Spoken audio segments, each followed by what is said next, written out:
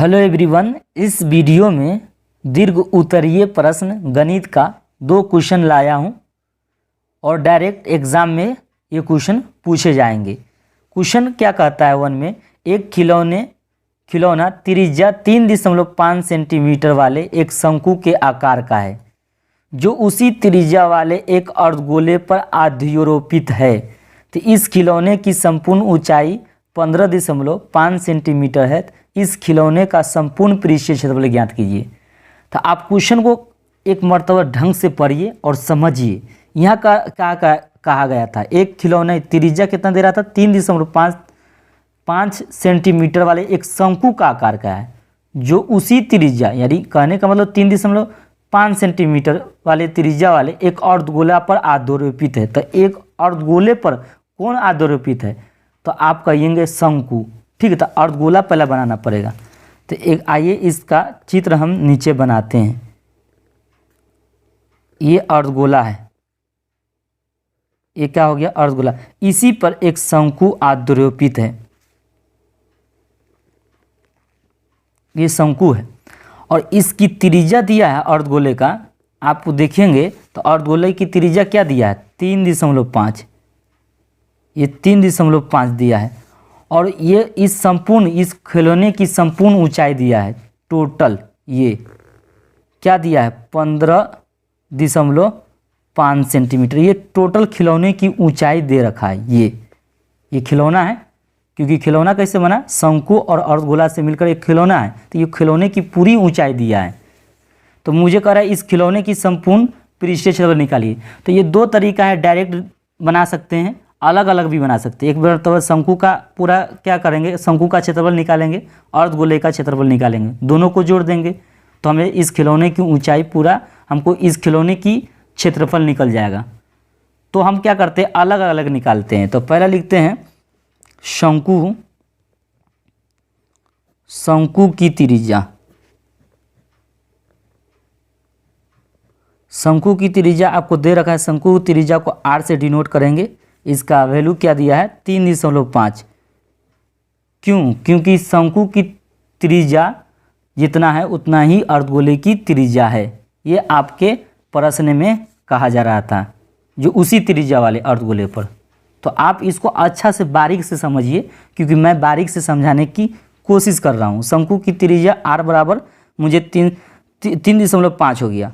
अब क्या करें, शंकु की ऊंचाई ज्ञात करेंगे। शंकु की ऊंचाई को h से डिनोट करेंगे और इसकी ऊंचाई हमको निकालना हो तो क्या करेंगे, कि टोटल खिलौने की ऊंचाई में से, ये टोटल खिलौने की ऊंचाई में से अर्धगोले की ऊंचाई घटा दें तो मुझे शंकु की ऊंचाई ज्ञात हो सकता है। तो क्या करते हैं, पूरे खिलौने की ऊंचाई कितना है, टोटल 15.5 है, जिसमें से खिलौने की ऊंचाई ये नहीं, अर्धगोले की ऊंचाई मुझे पता नहीं है। तो देखिए कैसे आपको समझ में आएगा। ये जितना त्रिज्या होता है ना, उतना ही गोले की ऊंचाई, अर्धगोले की ऊंचाई होगा। इतना त्रिज्या है उतना ही अर्धगोले की ऊंचाई होगी। तो हम क्या करते हैं, 3.5 घटा देंगे, इतना अर्धगोले को घटा दें तो हमें शंकु की ऊंचाई प्राप्त हो जाएगा। तो मैं शंकु की ऊंचाई याद करना चाहता हूँ। तो इसकी क्या करते हैं, अर्धगोले की तो ऊंचाई पता है कितना है, तो 3.5 है। अब 5 में से 5 जाए तो 0 हो जाएगा, अब 5 में से 3 जाएगा तो 2 होगा। यहाँ दशमलव, क्योंकि ये दशमलव है, 1 के 1, ये 12 हो गया, 12 सेंटीमीटर हो गया। समझ में आ गया, 12.0 को लिख सकते हैं 12, तो 12 सेंटीमीटर आपका क्या हो गया, शंकु की ऊंचाई हो गया। तो आपका शंकु की ऊंचाई कौन है, ये वाला, ये सीधा ऊंचाई होता है, एक तिर्यक ऊंचाई होता है। तो मुझे तिर्यक ऊंचाई नहीं मालूम है, तो तिर्यक ऊंचाई भी ज्ञात कर लेंगे। शंकु की तिर्यक ऊंचाई, तिर्यक ऊंचाई L से डिनोट करते हैं। L बराबर होता है √r² प्लस h² होता है। r का वैल्यू मुझे पता है, r का वैल्यू कितना है, त्रिज्या, शंकु की त्रिज्या कितना मालूम है, 3.5 का स्क्वायर। h हमने अभी निकाला है 12, तो 12 का स्क्वायर। अब इसका वर्ग करेंगे तो देखिए ये 5 है ना, तो 5 का वर्ग 25 होता है। 5 का वर्ग कितना है 25, और 3 के आगे क्या होता है 4, तो 4 3 12। ठीक है, ये गुना करने का नियम होता है कि ये जो रहता है ना संख्या, ये 5, इसका वर्ग करते हैं तो 25 हो गया, और 3 के आगे जस्ट वाली संख्या क्या होता है 4, 4 3 12, तो ये डायरेक्ट वर्ग निकल जाता है। दशमलव के बाद दो दशमलव का है एक अंक के बाद है ना, तो ये 2 अंकों के बाद इधर पड़ जाएगा। 12 का वर्ग 144 हो जाता है, कितना होता है 144। अब इसको जोड़िए तो ये क्या होगा, ये 5 होगा, 2 होगा, दशमलव का दशमलव, 4 2 6, और 4 2 6 हो गया, ये वाला जोड़ रहे हैं 4 2 6, और 4 1 5 1 के 1। देखिए कैसे जोड़े हैं, देखिए यहाँ कुछ नहीं रहता था, दशमलव के बाद 0 0 मानेंगे, तो 0 में 5 जोड़ेंगे तो 5 होगा, फिर 0 में 2 जोड़ेंगे तो 2 होगा, दशमलव का दशमलव, और 4 2 6, और 4 1 5, और 1 के 1। अब देखिए ये किसका वर्गमूल है, तो हम देखेंगे कि देखिए 12 125 गुने 125 करें, देखिए ये 5 5 है ना, तो 5 का वर्ग कितना होता है 25, अब 12 के आगे कितना होता है 13, ये 12 के आगे कितना होगा 13, 13 दूनी 26, और 13 इकाई 13, तो 13 2 15।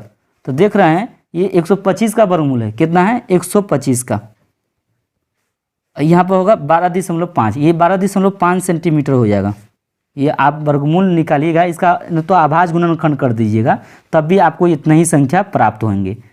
तो आप कैसे करेंगे कि देखिए इसका वर्गमूल हमको कैसे पता चला है, इसका वर्गमूल ये हो सकता है। तो मैं क्या किया हूँ 125 से 125 में गुना कर दिया हूँ, ये दोनों संख्याओं गुना करूँगा तो 50 25 आएगा। 12 के आगे एक संख्या जस्ट आगे जाते हैं और 13 होता है, 13 में 12 से गुना करेंगे तो 156 होगा। ये 156 है ना, तो देख रहे हैं कि संख्या रूट के अंदर में ऐसे ही संख्या दिख रही है। वर्गमूल दशमलव यहाँ है, तो इसका वर्गमूल जब निकालेंगे तो यह ना इसका क्या होगा 125 रहेगा, और दशमलव के 2 अंकों के बाद है तो 1 अंकों के बाद यहाँ पड़ जाएगा। तो ये हमको शंकु की तिर्यक ऊंचाई हो गया। अब देखिए शंकु का वक्र पृष्ठीय क्षेत्रफल, वक्र पृष्ठीय क्षेत्रफल, शंकु का वक्र पृष्ठीय क्षेत्रफल होता है पाई आर एल। पाई का वैल्यू मालूम नहीं तो 22/7 रखिए, त्रिज्या तो मालूम है 3.5, एल तो अभी प्राप्त किए हैं। शंकु की तिर्यक ऊंचाई कितना है 12.5, तो 12.5 रखिएगा। 7 इकाई 7, 7 5 35। अब गुना करिए, क्या करते हैं 5 दूनी 10, 5 दूनी 10, 1 11,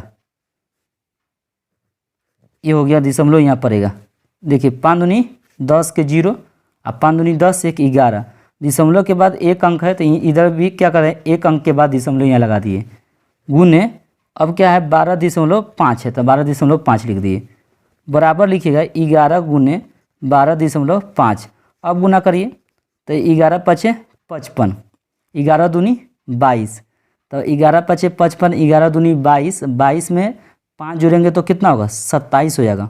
27 के साथ हासिल 2 होगा, तो 11 इकाई 11, 11 में 2 जोड़ेंगे तो 13 हो जाएगा। दशमलव के बाद ये दशमलव के बाद ये देखिए दशमलव के बाद कई अंक है, 1 अंक है ना, तो इधर से 1 अंक के बाद दशमलव इधर दे दीजिए। तो ये क्षेत्रफल हो गया। क्षेत्रफल को स्क्वायर चढ़ा देते हैं क्योंकि यूनिट सेंटीमीटर में है, इसलिए मैंने यहाँ स्क्वायर चढ़ा दिया है। अब क्या करेंगे अर्धगोले का,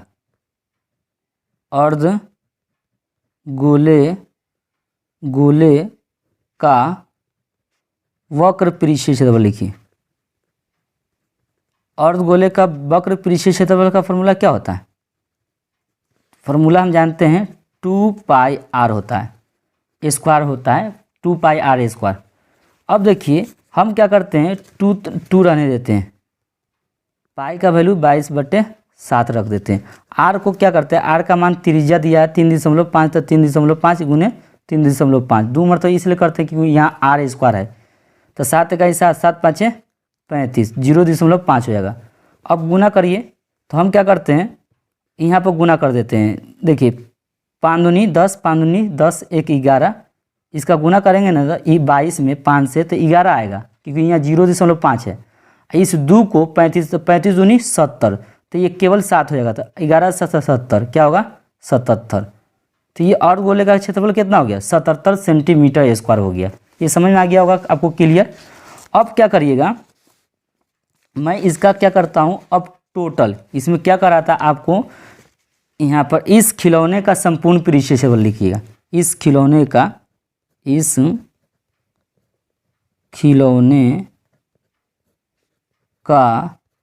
संपूर्ण पृष्ठीय क्षेत्रफल, क्या बोल रहा है, संपूर्ण पृष्ठीय क्षेत्रफल क्या होगा, बराबर लिखिएगा शंकु का क्षेत्रफल, शंकु का वक्र पृष्ठीय शंकु का वक्र पृष्ठीय क्षेत्रफल प्लस अर्धगोले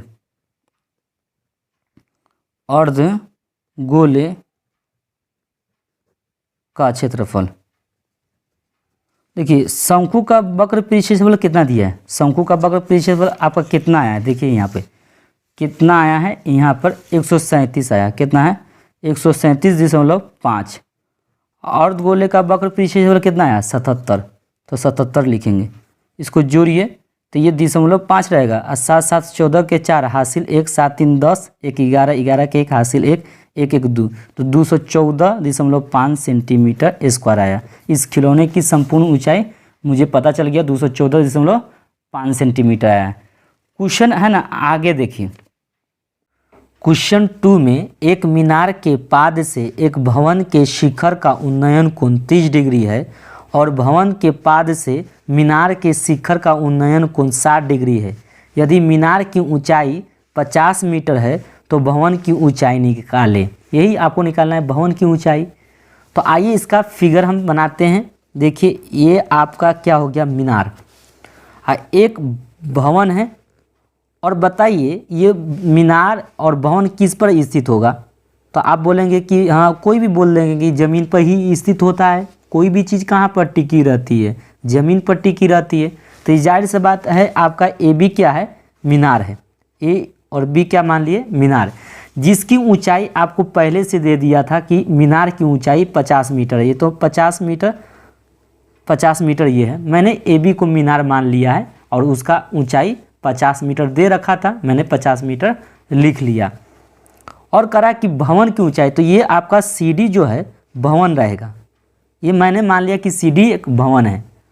अब आगे देखिए एक मीनार के पाद से, तो मीनार का पाद ये बिंदु होता है, नीचे वाला को पाद बोलते हैं, ऊपर वाला को आपको इसको शिखर, सबसे ऊपर वाला को, सबसे टॉप को ऊपर वाला को कहेंगे क्या, शिखर, नीचे वाला को पाद बोलेंगे। तो यह कह रहा है मीनार के पाद से एक भवन के शिखर, तो भवन का शिखर ऊपर वाला होगा, मीनार का पाद ये है। इस शिखर का उन्नयन कोण 30 डिग्री है। तो देखिए मीनार का पाद ये हो गया, भवन का शिखर ये हो गया, और इसका इस शिखर से 30 डिग्री का एंगल बना रहा है। तो आप क्या करेंगे, इस 30 डिग्री का, ये 30 डिग्री का एंगल बना रहा है। आगे भी देखिए, और भवन के पाद बिंदु से, भवन कहाँ है, ये इसका पाद बिंदु यहाँ होगा, यहाँ पर देखिए भवन के पाद, तो भवन का ये भवन है, इसका पाद बिंदु ये हो गया। मीनार का शिखर, तो मीनार का शिखर यहाँ हो गया। मीनार के शिखर का उन्नयन कोण, तो मीनार के शिखर का उन्नयन कोण, तो कहने का मतलब ये आपको मिला देना पड़ेगा। इसका उन्नयन कोण 60 डिग्री है। कितना है, 60 डिग्री है। तो हम है ना, तो हमें क्या करना था, भवन की ऊंचाई निकालना था। तो हमें क्या करना है, पहला मान लेना होगा। ये क्वेश्चन मैंने ये दूसरा प्रश्न बना रहा हूँ। तो पहला क्या करिएगा, मान लिया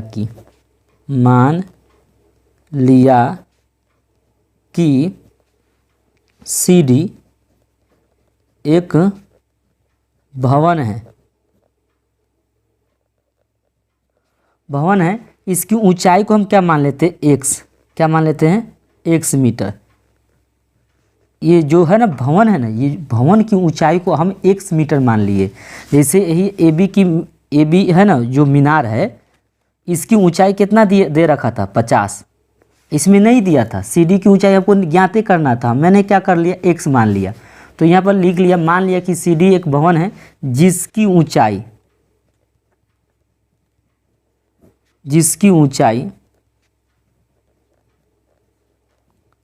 एक्स मीटर है, एक्स मीटर हो गया। अब अब क्या करिएगा, कोण आपका कोण डी कितना है, एंगल 60 डिग्री है।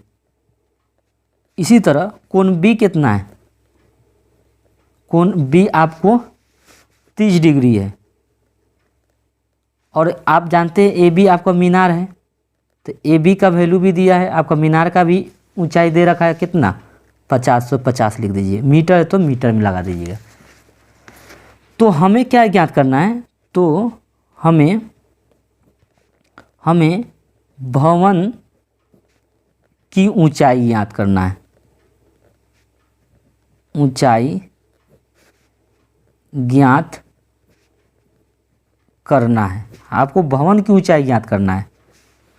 तो भवन की ऊंचाई ज्ञात करना है, तो देखिए मैं क्या करता हूँ, हम इस छोटे वाले त्रिभुज में पहला हम चलेंगे। क्या करेंगे, छोटे वाला, आप चाहेंगे तो बड़े वाले त्रिभुज में भी जा सकते हैं, इससे भी निकल सकता है। तो मैं क्या करता हूँ, छोटे वाला ही त्रिभुज से लेता हूँ। आप बड़े छोटे दोनों में से ले सकते, कोई दिक्कत नहीं, दोनों में बनेगा। तो हमें छोटे त्रिभुज किस में, सी बी डी में। कहने का मतलब इसको बोल सकते हैं बी सी डी। तो समकोण त्रिभुज है। कैसे आप कहेंगे समकोण, क्योंकि यहाँ पर 90 डिग्री बन रहा है, यहाँ पर देख रहे हैं, यहाँ पर 90 डिग्री बन रहा है, तो ये समकोण त्रिभुज हो जाएगा। तो समकोण त्रिभुज बी सी डी में, इसमें हमको tan लेंगे, ये tan लेंगे। क्यों लेंगे, क्योंकि यहाँ पर आपका ये ऊंचाई लंब मालूम है, आधार नहीं मालूम है। तो लंब आधार किस में होता है, tan में। तो मुझे आधार की ज़रूरत है, ठीक है। अगर ये पता हो जाएगा तो मैं बड़का त्रिभुज में भी मैं लूँगा और उससे मैं x का मान ज्ञात कर लूँगा। तो क्या करता हूँ, ये समकोण त्रिभुज बी सी डी में क्या लेता हूँ, tan। तो tan 30 लेंगे। tan 30 बराबर होता है tan, इसके लिए ये एंगल के लिए लंब कौन हो जाएगा, सी डी। और ये इसके लिए लंब हो गया, तो आधार क्या हो जाएगा, बी डी। tan 30 का वैल्यू आप जानते हैं क्या है, 1/√3 होता है।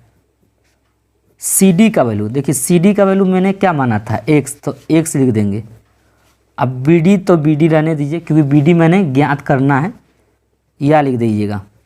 ये क्रॉस मल्टीप्लाई होगा, तो इसमें इससे गुना करेंगे तो क्या होगा, 1 में बी डी से गुना करेंगे तब भी बी डी रहेगा, इसमें गुना करेंगे तो √3x रहेगा। तो मुझे बी डी प्राप्त हो गया है, बी डी बराबर √3x है। अब क्या करेंगे, समकोण, अब समकोण त्रिभुज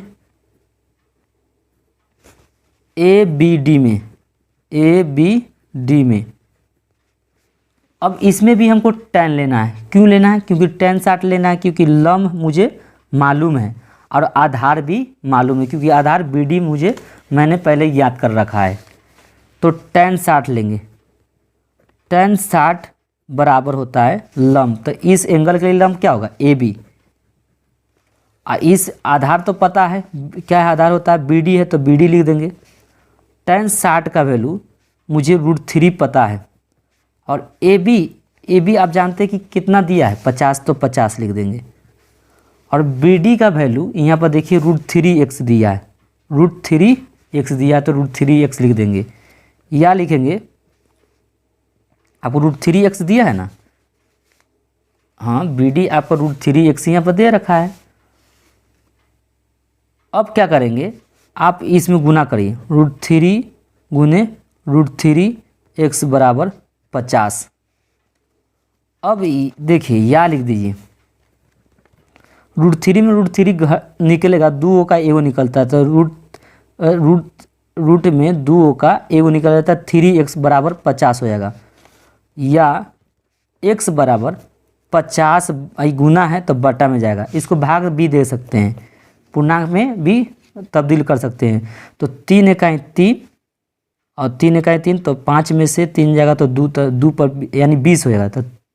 तो 3 छक 18, 3 छक 18, 2 यानी 16.2/3, 16.2/3 मीटर आंसर होगा। अतः भवन की ऊंचाई सी डी, और सी डी बराबर एक्स माने हुए थे, और एक्स का वैल्यू क्या आया 16.2/3 मीटर। यही आंसर होगा आपका। समझ में आ गया, 16.2/3